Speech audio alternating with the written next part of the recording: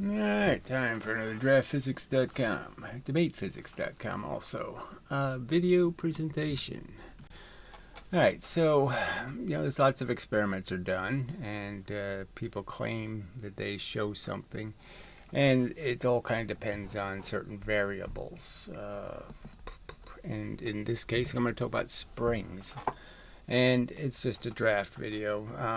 Just going to do it as I draw it, frankly. I don't have a whole big plan in terms of understanding exactly how they affect the performance of elastic collisions. So as I have shown in the previous video to this, don't remember its title exactly, but anyway, something about free momentum, I think.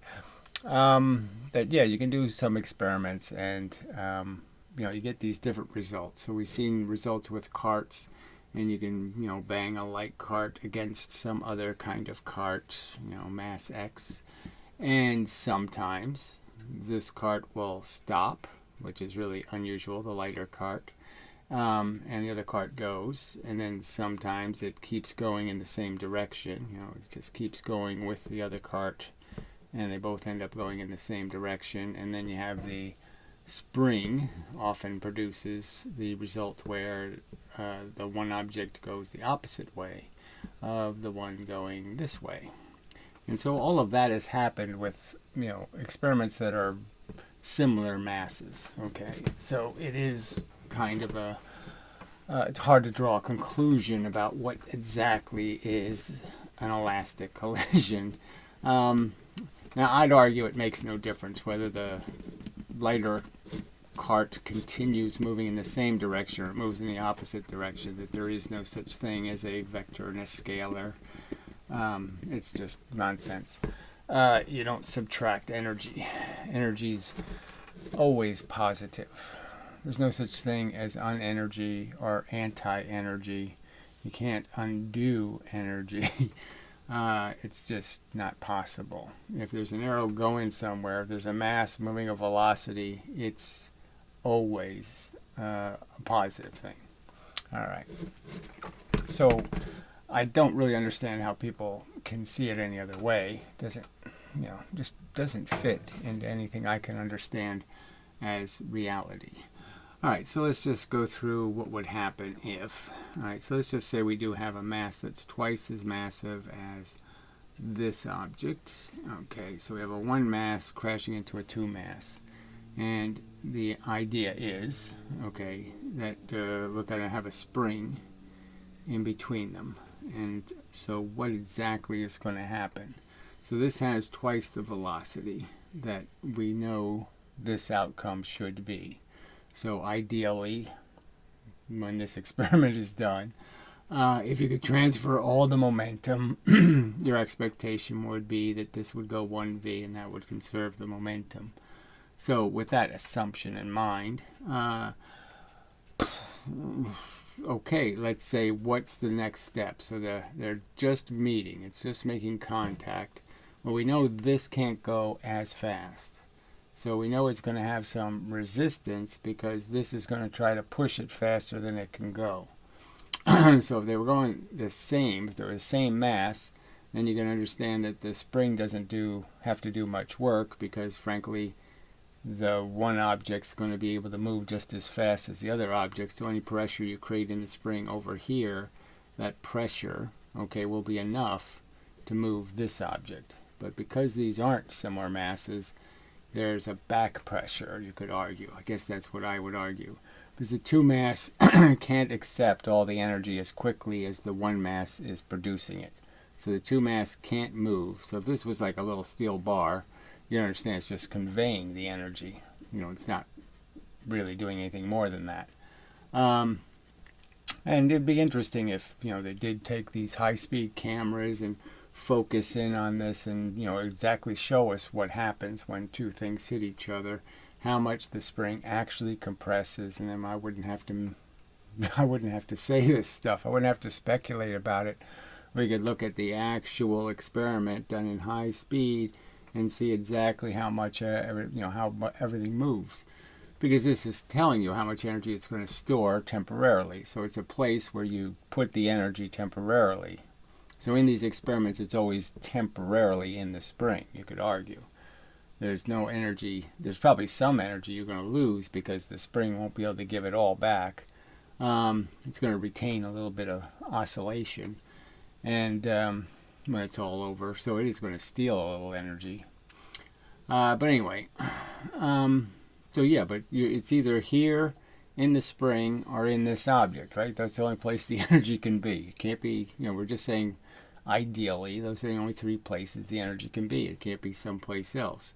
So as this one starts slowing down, this one starts speeding up, but we could sort of draw that as a curve. The curve of this is going to be different than the curve of this. Okay, this is going to take its time because it can never go the same speed as this.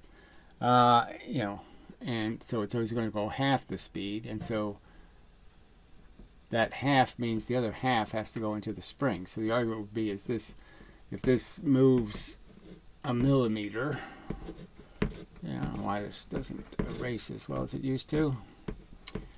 Alright, so if this moves a millimeter, so it's pushed into the spring 1 millimeter, okay, so a little bit of distance, it's pushed into the spring. So now the spring starts contracting, okay, from this end to the other end. Alright, so I guess I should draw that the other way around. So it starts compressing. Somebody hammering. Okay, from this end, and then it'll eventually catch up and go to this end, and then that pressure will arrive here and push the 2 mass. So it compresses and then it pushes. And again, the 2 mass can't accept the energy as it gets it. It can't move that velocity, so it can only go a half millimeter. So this 1 millimeter, this can only move 1/2 a millimeter, and the other 1/2 a millimeter has to be here in the spring, one would argue. Okay, and then so that continues to happen. This moves another millimeter, the same thing happens. Half the energy goes into this and starts it moving. Okay, the other half goes into the spring. All right, and this starts losing its momentum, so it starts losing velocity. Can't lose mass, so all it can do is lose velocity. And so it starts to go slower and slower and slower, and it eventually will reach the same capacity. It'll be going a velocity that this object can go. Okay, it seems tricky, but that's what it comes down to in a way. This will start moving at 1/2 the speed of the original speed. Okay, so it starts getting closer to, let's just say, 1/2. Yeah, see, it can never be 1/2 the original speed because, this is getting weaker as it pushes, and this hasn't reached half the speed yet. So it's going to have to be some kind of more complex integral kind of thing of how this decreases as this increases, but it'll never be truly half the speed because without something else intervening here, just because this is going to get to the same, it's going to get to half its speed before this is up to half that speed. It won't be there yet when this starts declining, and still has half its energy left, but it's in the form of a slower velocity, and the energy in here isn't anywhere near half yet because it hasn't even gotten half the energy, so it can't be going half the velocity, so it's going a quarter of the velocity. So when this hits half, this is going a quarter or less, and the rest, the 1/4, is in here. Okay, so I shouldn't have put a half there, I should have put a quarter there. So that would be it. So when this is going half its velocity, this is going a quarter of the velocity, and the spring has the other quarter, you could argue. At least that's what I will argue. Alright, so that sort of makes sense. And then we do the same thing with the second half of this velocity, but there's going to be a point where you're running out of time. So you don't have time for the completion of this, because now the spring has stored a quarter of the energy. It has enough energy of its own now to push back. So now the pressure inside the spring is getting higher. This is getting lower. And there's a point where those two will meet and be the same. So this can't add any more pressure to the spring, and it can only push this object because the pressure of the spring is already maximum to the pressure this can apply. That's the point, that this takes the energy more directly. That is, whatever energy this has, it goes into this more directly, because the spring can't be compressed anymore with the amount of pressure this can create. And now the spring is going to expand because you stopped putting more pressure. So when you're not making more pressure, the spring is basically now a source of pressure, and so now it's going to push against the motion. So this basically has to come to a stop and then be reversed. So before it stops, it puts all of its energy into what's remaining of the spring's pressure and this object. So these things combined will have all the energy, and this will have none. And then the spring expands with whatever amount it has. So, that's the tricky part. You could sort of understand the first half of the process. It's the 1/4 and 1/4, but you don't know where you are. By the time you get to the halfway point, this could be 3/4, and the spring could only have 1/4. And then the spring expands, okay, and now it pushes equally in both directions. So this is stopped. So now when the spring expands, its pressure pushes out. It's going to give this the same momentum pressure that it gives this. So whatever energy, it's going to make sure that the energies are proportional. The velocity will be proportional to the mass. So this will get 1/2 the velocity because that's half the mass, and this will get a full velocity because it's a momentum. So, but they'll both get half the momentum, the point is. So because there's a 2-to-1 relationship, this one has to get half the velocity that this one will get as a boost, as a push, as extra. So this one will end up getting yeah. So now it can reach the full, now it can reach closer to like 75% of the total momentum will be in this object, because the spring will add. I should have done the 1-to-1 one, right? Well, I should have done the heavy object into the light object, because that's when it gave it a little extra velocity. So you crash in with half the velocity in the heavy object, and you end up with more than, twice the velocity in a lighter object. Well, you can't end up with more than twice. So that's not right. It does get awful complicated. All right, so maybe I'll just stop there with the point that what the argument is that there's a transfer of this momentum, and it goes partially into the spring. This object gets pushed, and then the spring gives energy to both sides, and that's why you get a reflection. All right, but it's all made out of the same momentum. You can't make any new momentum. I guess that's the takeaway point. All right, well, I'll pause here and see if there's something I can say more, but it's, like I said, this is all kind of drafty part. I haven't thought it all the way through yet. Oh, that's the wrong cap. There's always something. Anyway, I'll be back, probably.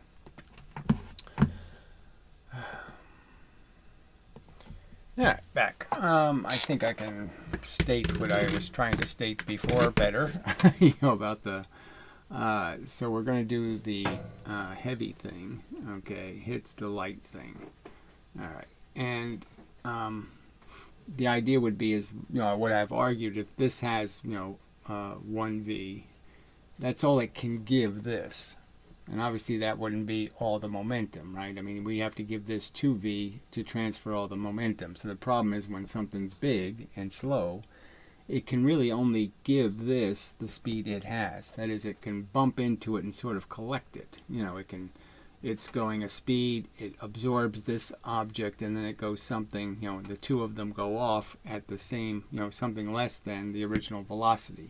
So 1v, you know, minus the mass, you know, of the other object's, you know, addition to it, and it goes off with something less. Both of them go off with something less than that original velocity.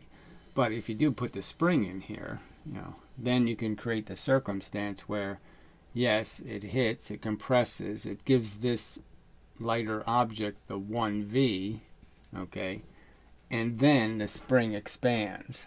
And the expansion of the spring means it's just going to push more momentum. It doesn't care about the velocity because it can move at any velocity. It's just going to push momentum. And it's just going to give whatever momentum it has stored, it's going to give it half and half to each object. So this will end up going 1.5v because it's, you know, has that extra boost from the expanding spring. And the other object will you still have to conserve the momentum, so it will either go backwards or it'll continue forwards, depending on whether it stopped or whether it was still moving when the spring expanded. I guess you could make that argument. If it stopped, then you'll get the energy in this direction. If it's still moving, then you'll still have that still movement forward. But you can get a little bit more than you can get a little bit more than the same velocity. So theoretically, something going 30 miles an hour can hit something stationary with a spring in between and make it leave with a little extra velocity. So this goes to sort of like the where you could diagram a car where the car hits something. You throw a rubber ball at it, and the rubber ball will bounce back with more velocity, okay, a higher velocity. It goes in with a velocity, and it'll come out with a higher velocity, okay, after it hits the car, because it's going to absorb some of the car's momentum in the spring action of the ball. So you can make something transfer, you can have it yeah, you can have it reverse direction with more energy if you put more energy in.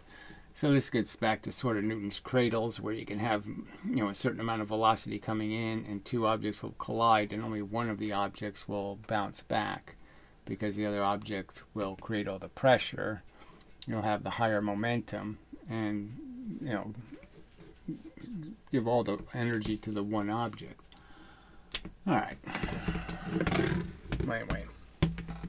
Yeah, it's kind of a, it's the kind of thing where it'd be so much better if we just had the experimental evidence, you know, where we could just go to the video of where they record all of these different interactions between objects in some sort of clinical way, you know, where they do it with a Newton's cradle, and then you do it with air carts with springs, but you do it in some consistent manner where you go through all of the different mass ratios and with different springs of different stiffnesses to see how much the stiffness affects the experiment.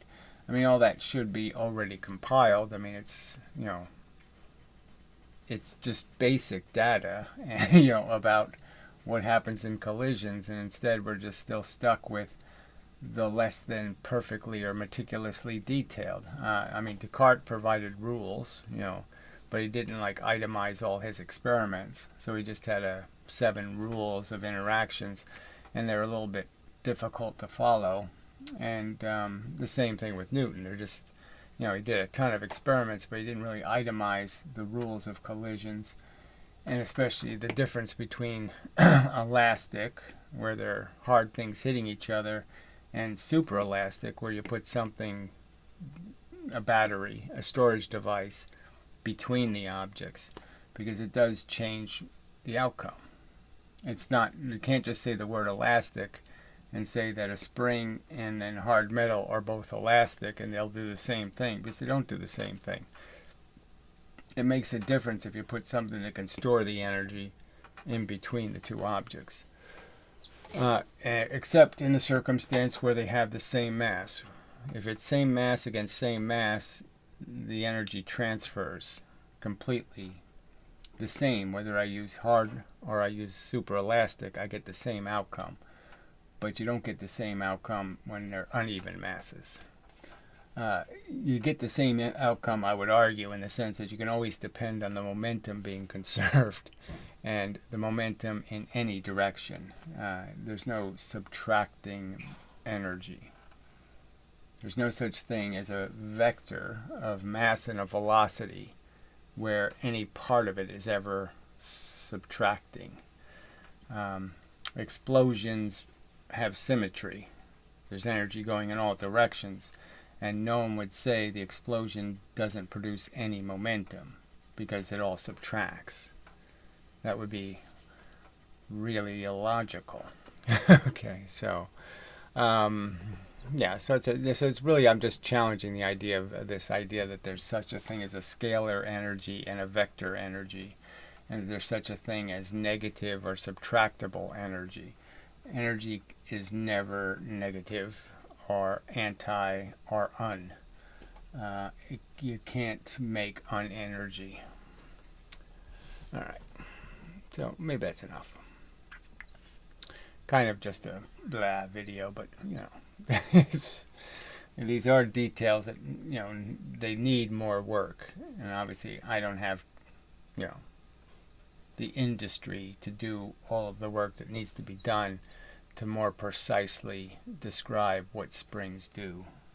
But they clearly do change how the energy is transferred.